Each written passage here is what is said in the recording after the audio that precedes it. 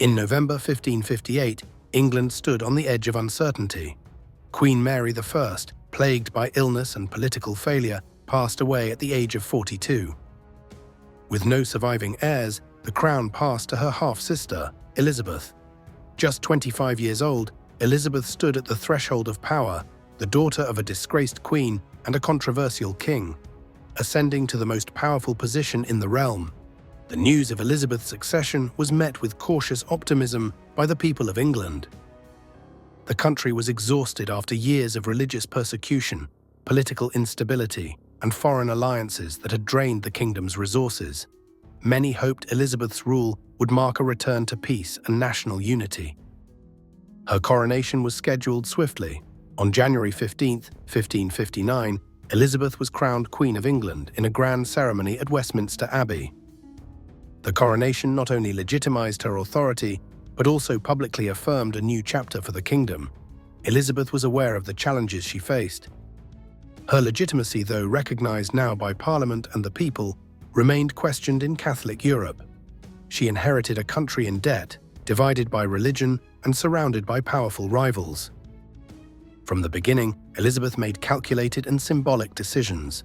She retained the Tudor red and white rose as her emblem, reinforcing unity. Her court was filled with educated and capable advisors, but none more crucial than William Cecil, later Lord Burghley. Appointed Secretary of State, Cecil would become one of her most trusted and loyal counselors. Their relationship, based on mutual respect and pragmatism, would shape policy for decades. One of the most immediate issues facing Elizabeth was religion. England had swung violently between Catholicism and Protestantism under her predecessors. Elizabeth knew that continuing this cycle of repression would only deepen divisions.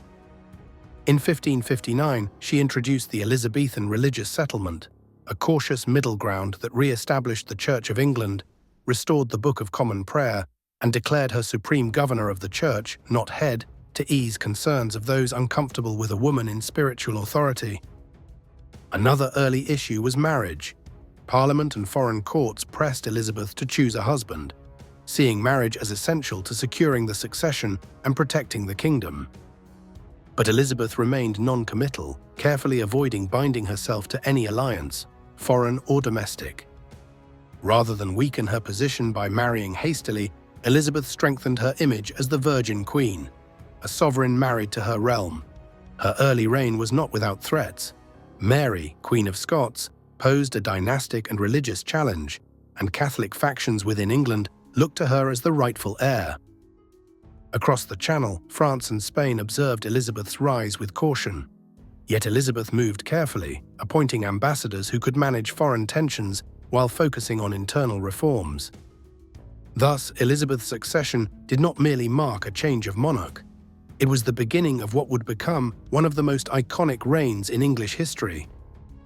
The Elizabethan Era, an age of literature, exploration, and national confidence, was now underway, and at its center stood a woman many had once cast aside, now ruling with purpose, precision, and promise.